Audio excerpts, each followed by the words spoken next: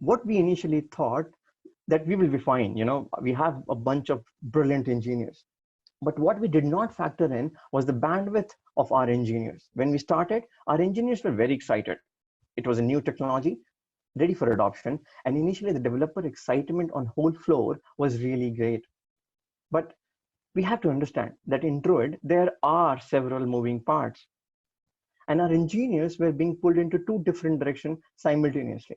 One, to meet the business demand, which itself requires engineering, and second, obviously to ensure that all of the Druid's parts were working in the best possible way. Not easy. And our developers started feeling that frustration. We needed a partnership, and that's when we decided to bring in experts, and we partnered with Imply in Q2 last year. So you can call it a novice or a newbie in this journey with Imply, and that's why possibly I may have a lot of things to share which can help you in your journey as well.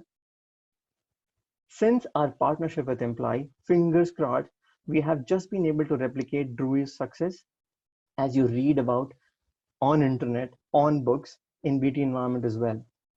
And then I should explicitly say here, the success was in production environment, because POCs have a tendency to always work out awesome.